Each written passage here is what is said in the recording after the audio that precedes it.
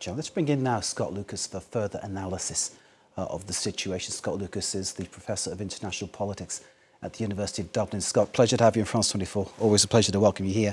And we really appreciate your analysis. And we need it now because we have a situation where Vladimir Putin and Donald Trump have spoken. And Vladimir Putin and Donald Trump will go into another summit that's going to happen in Budapest. And of course, all the time this is happening, Trump is hearing Putin, but not Zelenskyy. Should Ukraine be worried about this development?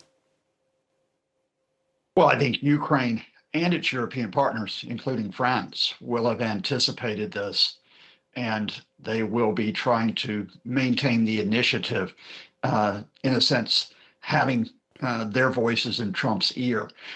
Let's put this in wider context. Back in August, when Putin really wanted the meeting with Donald Trump, finally gave Trump that face-to-face meeting he had craved, it was in the context of Russia making very little advance on the front line, including in eastern Ukraine, but facing the threat of American sanctions, toughened American sanctions. And the Russians wanted to push that back. All right, 2 months later, where are we? The Russians still are making very little advance on the front line. And that's part of the reason why you see them throwing so much into this attempt to break Ukraine's energy infrastructure with the attacks from the air. 6 sets since the start of October.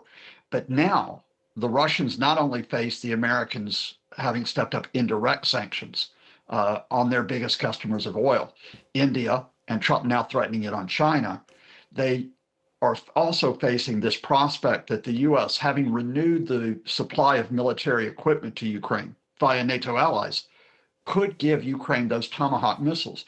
And why are those Tomahawks so important? Because in a war with multiple fronts, Ukraine is causing serious damage to Russia with its own strikes already on the oil refineries, on gas pipelines, on railway hubs, on chemical electronics factories.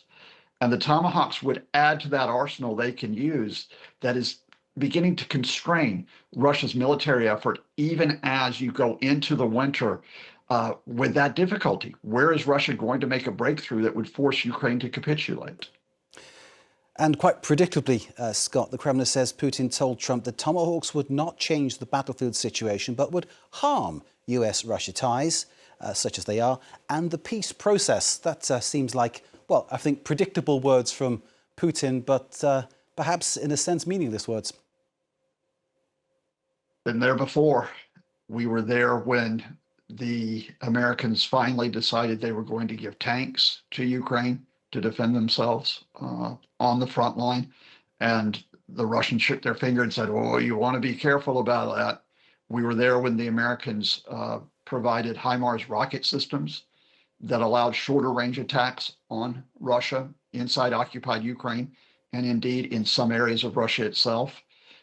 We are now there with the possibility, we were there with F-16 fighter jets, which Ukraine eventually got. And we are now there with the Tomahawk missiles. This is not only coming from Putin, it'll come from the former president, Dmitry Medvedev, making those references to Russia's nuclear arsenal. And the fact here is that if Russia widens this war beyond Ukraine to attack other European countries or uses nuclear weapons, heaven forbid, that is almost an admission they've lost this.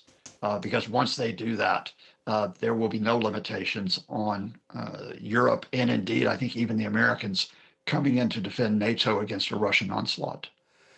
So in terms of what we're hearing across Europe, we had Georgia's president, Salome Zurabishvili, come to see us here in the studio yesterday to talk about Russian interference in her country.